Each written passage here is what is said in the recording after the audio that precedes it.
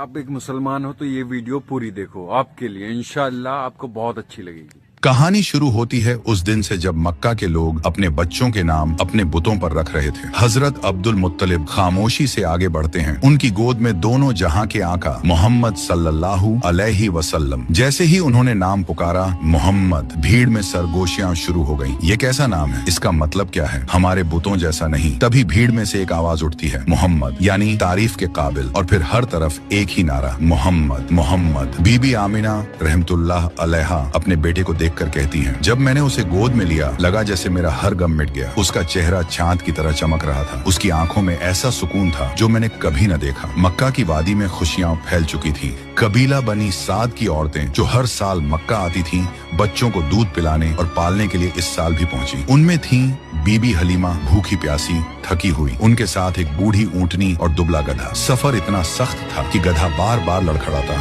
और ऊंटनी के थनों में दूध की एक बूंद तक न बची थी। बीबी हलीमा के बच्चे के लिए भी दूध ना निकलता था। बीबी हलीमा कहती है, हम सबसे पीछे रह गए थे। किसी के पास अच्छे ऊंट थे, किसी के पास तंदुरुस्त गद्दे। हमारी सवारी थक चुकी थी और हम भूख प्यास से कमजोर हो चुके थे। जब सब औरतें बच्चों की तलाश में निकलती हैं तो उन्हें पता चलता है कि अब्दुल्लाह का एक यतीम बेटा है। लेकिन सब कहते, यतीम बच्चे से हमें क्या मिलेगा, उसकी माँ गरीब है। इस तरह सब औरतें किसी ऐसे बच्चे को लेने से कतराती थी जिनके बाप ना हो। लेकिन हमारे प्यारे नब्बी किसी आम औरत के घर भला कैसे परवरिश पा सकते थे? उनके लिए अल्लाह ने किसी खास को ही चुना था और वह थी बीबी हलीमा, जिनकी किस्मत पर यह जमीन और आसमान आज तक रश्क करते हैं। बीबी हलीमा और उनके शौहर हारिस ने भी सोचा था कि यतीम बच्चा लेने से हाथ खाली रहेंगे, मगर जब सब औरतें अपने अपने बच्चे ले चुकी और उनके हिस्से में कुछ न आया, फिर बीबी हलीमा ने अपने शौहर से कहा, चलो उस बच्चे को ही ले लेते हैं, शायद इसी में हमारी बरकत हो। हारिस ने कहा, हाँ क्यों नहीं, शायद यही बच्चा हमारे नसीब बदल दे। और जब बीबी हलीमा बीबी आमिना रहमतुल्लाह अलैहा के घर पहुंची तो उन्होंने देखा और आगे क्या हुआ जानने के लिए पार्ट 2 जरूर देखें।